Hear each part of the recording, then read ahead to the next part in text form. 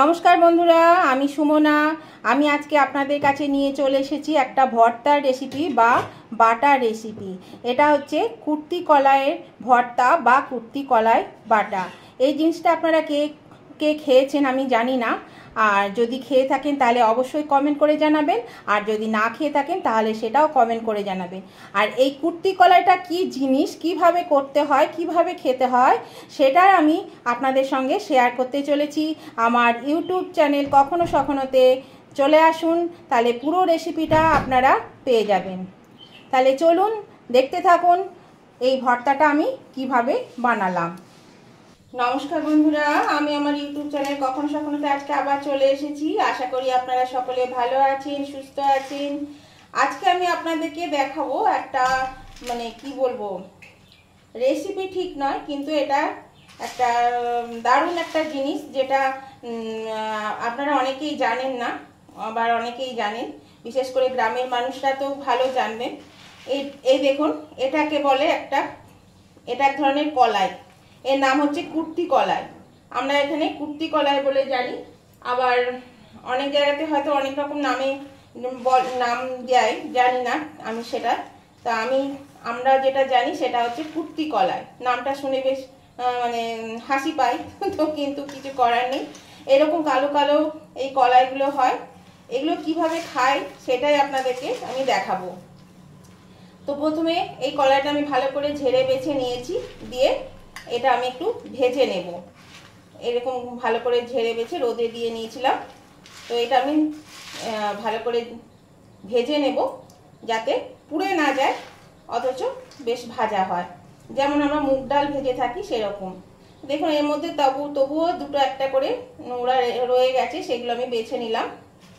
এটা গ্রামের মানুষরা খুব ভালো জানবে। এই জিনিসটা কিন্তু এখন খুব একটা পাওয়া যায় না, শহরের দোকানে খুব কম দোকানেই পাবেন, খুবই কম দোকানে পাবেন। 100-এ হয়তো একটা কি 1000-এ একটা দোকানে এখন পাওয়া যায়। আর গ্রামেও এখন এটা অনেকটা কমে গেছে চাষ করা। এখন জানি না কেন, তবে এখন শুনেছি এটা অনেক কমে গেছে, এখন খুব একটা চাষ হয় না। তো অনেকেই করে, অল্প স্বল্প করে করে, সেই জন্য খুব অল্প স্বল্প এটা এখনো মার্কেটে মাঝে মাঝে পাওয়া যায়। তো আমি এটা নিয়ে এসেছি, এটা খেতে খুব ভালো লাগে। আর এটা কি করে খায় আর কি ভাবে এটা করে, সেটাই আমি আপনাদের সঙ্গে শেয়ার করব। তো চলুন আমি এটা ভেজে নিই। দেখুন, আমি এখানে কড়া বসিয়ে দিয়েছি। কড়াটা খুব গরম হয়ে গেছে, খুব ভালো করে গরম করে নিতে হবে।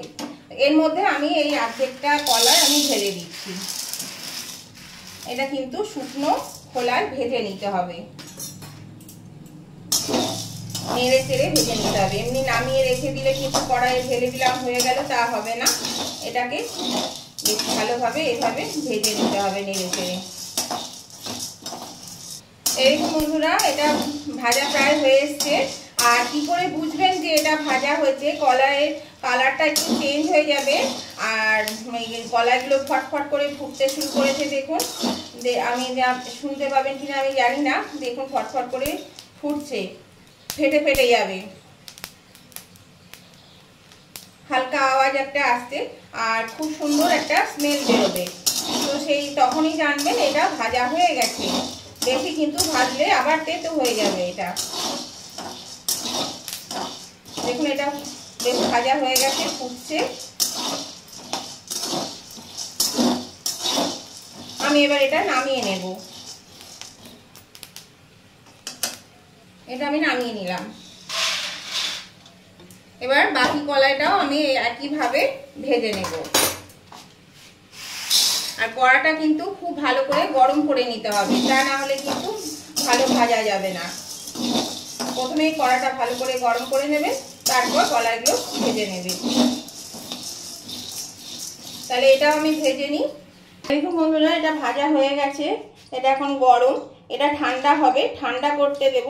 ঠান্ডা হয়ে গেলে এটা আমি একটু ভেঙে দেব খোসাগুলো ছাড়ানোর জন্য। আর সেটা কি করে করব সেটা দেখতে থাকুন, ভিডিওটা স্কিপ করবেন না প্লিজ, তাহলে কিন্তু ছোট ছোট টিপসগুলো আপনারা দেখতে পাবেন না। আর এটা এরকম অবস্থাতেও কিন্তু খাওয়া যায়, ঠান্ডা হলে ভালো লাগে খেতে। আর এটা কিভাবে খাবো সেটাও আপনাদের সঙ্গে শেয়ার করব। তাহলে এটা আগে ঠান্ডা হোক, তারপর আমি আবার দেখাচ্ছি কিভাবে এটাকে আমি বানাবো। এই দেখুন বন্ধুরা, কলাইটা কিন্তু ঠান্ডা করে নিয়েছি, ঠান্ডা না করলে কিন্তু হবে না। আর এটা কতটা মুচমুচে হয়েছে দেখুন, শব্দ শুনে বুঝতে পারছেন কতটা হচ্ছে। এটা কাঁচাও খাওয়া যায়। তো এখানে আমি একটা কুলো নিয়েছি, কুলোর মধ্যে আমি কিছুটা কলাই নিয়ে নিয়েছি।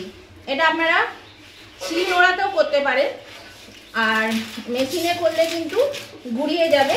এই দেখুন কত আলতোভাবে আমি এটা চাপ দিচ্ছি, আর খোসাগুলো কেমন গা থেকে খুলে যাচ্ছে। এইভাবে খোসাগুলো সব খুলে নিতে হবে, ছাড়িয়ে ফেলতে হবে।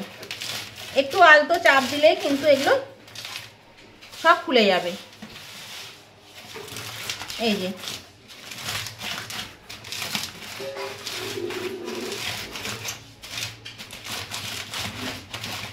এই দেখুন,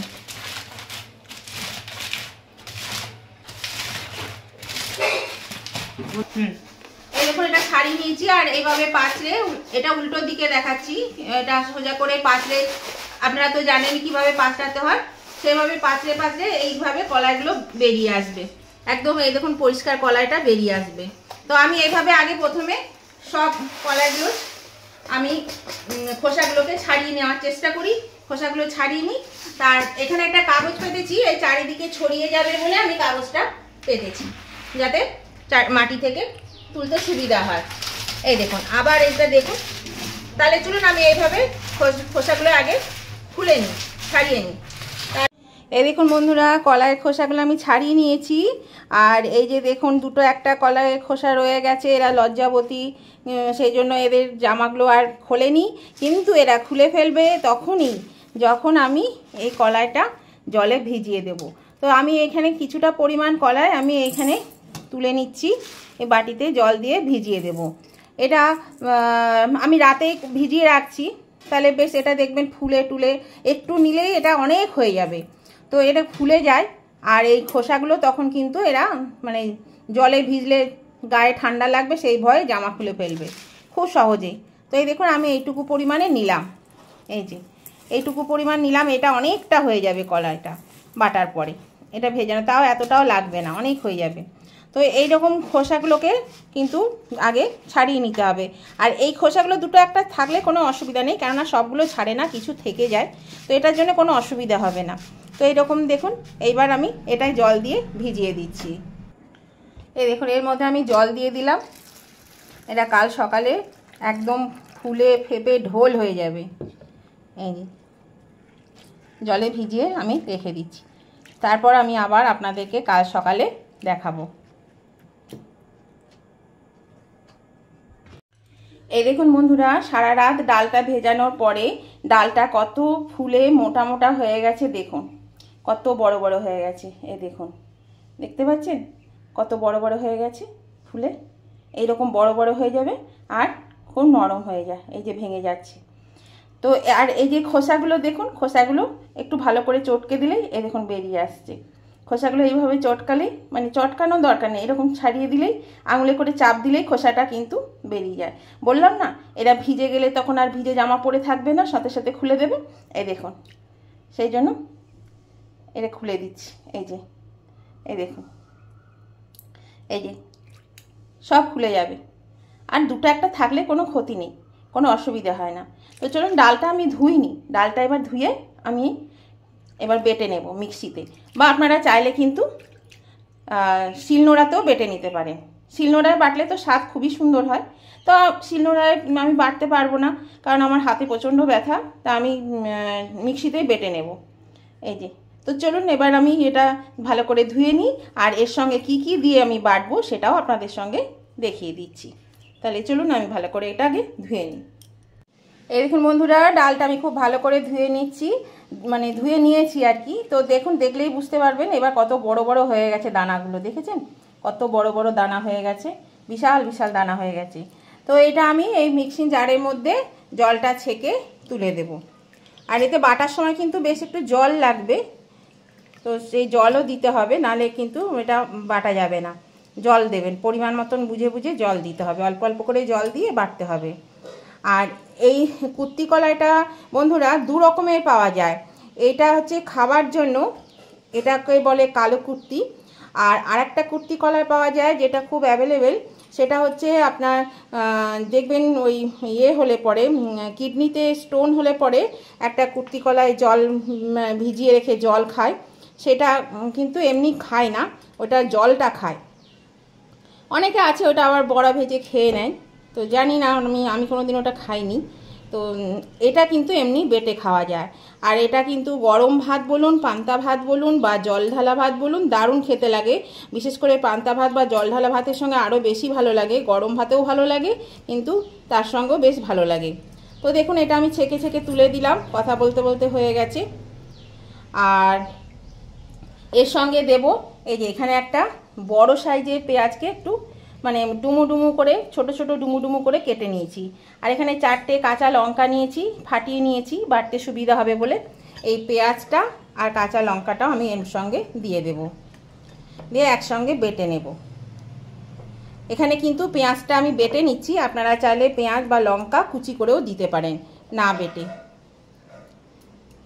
এটা দেওয়া হয়ে গেছে, এর মধ্যে এবার আমি জল দিয়ে দিচ্ছি। এবার বন্ধুরা এর মধ্যে আমি সামান্য একটু জল দিয়ে দিচ্ছি, এটা যখন বাটবেন তখন দেখবেন শুকনো শুকনো হয়ে যাবে, সেই জন্য একটু জলটা লাগবে। তাহলে চলুন এটা আমি বেটে নিয়ে আসি। এই দেখুন বন্ধুরা এটা বাটা হয়ে গেছে। এর মধ্যে এবার আমি দিয়ে দেব পরিমাণ মতো নুন, আর দিয়ে দেব কাঁচা সর্ষের তেল, এই দুটো জিনিস লাগবে। এবার আমি এটা খুব ভালো করে মাখিয়ে নিচ্ছি, তারপর সার্ভিসিং ডিশে তুলে দেখাচ্ছি। এই দেখুন বন্ধুরা মাখানো হয়ে গেছে।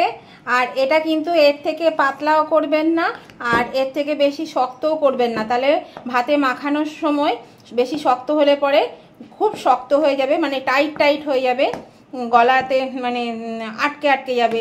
যারা খুব শুকনো খেতে পছন্দ করেন তাদের খেতে ঠিক আছে, কিন্তু এরকম জিনিসটা হলে খুব ভালো হয়। তো চলুন এবার আমি এটা সার্ভিসিং ডিশে সার্ভ করে নিচ্ছি। এই দেখুন বন্ধুরা সার্ভিসিং ডিশে আমি কাঁচা পেঁয়াজ কাঁচা লঙ্কার সঙ্গে সার্ভ করে নিয়েছি। আর এটাতে পেঁয়াজ দেওয়া থাকলেও আপনারা কিন্তু যদি পান্তা ভাত বা জল দেওয়া ভাত খান তার সঙ্গেও কিন্তু এটা পেঁয়াজ লঙ্কা দিয়ে খেতে ভালো লাগবে। অবশ্যই এভাবে করে খেয়ে দেখবেন। তো আজকের রেসিপিটা আপনাদের কেমন লাগলো? যারা নতুন বন্ধু এখনও আমার চ্যানেলটা সাবস্ক্রাইব করেননি অথচ আমার ভিডিওগুলো আপনারা রেগুলার দেখেন, তাদের কাছে আমার অনুরোধ অবশ্যই আমার চ্যানেলটা সাবস্ক্রাইব করে আমার পাশে থাকবে, আর পাশে থাকা বেলটা অবশ্যই ক্লিক করে দেবেন, তাহলে আমি যখনই আমার ভিডিও আপলোড করব সাথে সাথে নোটিফিকেশন আপনাদের মোবাইলে পৌঁছে যাবে আর সবার আগে আপনারা আমার ভিডিও দেখতে পাবেন। আর উভয় বন্ধুদেরকে বলছি আজকের এই রেসিপিটা আপনাদের যদি পছন্দ হয়ে থাকে তাহলে দেখতে দেখতে যদি লাইক দিতে ভুলে গিয়ে থাকেন তাহলে অবশ্যই কিন্তু লাইক করে দেবেন। আর আপনাদের বন্ধু বান্ধব আত্মীয় স্বজন সকলেই যাতে এই রেসিপিটা পেয়ে যায় তার জন্য কি করতে হবে, প্রচুর পরিমাণে শেয়ার করে দিতে হবে। আর আজকের ভিডিওটা আপনাদের কেমন লেগেছে সেটা জানাতে কমেন্ট করতে ভুলবেন না। ভালো লাগলেও কমেন্ট করবেন, খারাপ লাগলেও কমেন্ট করবেন। এই আপনাদের মিষ্টি মিষ্টি কমেন্টগুলো, সুন্দর সুন্দর কমেন্টগুলো আমাকে পরবর্তী রেসিপি বানাতে অনেকটাই উৎসাহিত করে। আর আপনাদের একটা লাইক আমাকে এগিয়ে নিয়ে যেতে অনেকটা সাহায্য করে। তাহলে আজকের মতন আমি এই ভিডিওটা এখানেই শেষ করছি। আবার আমি নতুন ধরনের ভিডিও নিয়ে চলে আসব। ততদিন আপনারা সুস্থ থাকুন, ভালো থাকুন। আর লাইক শেয়ার কমেন্ট করতে একদম ভুলবেন না, অবশ্যই লাইক শেয়ার কমেন্ট করে দেবেন। তাহলে টাটা, বাই বাই।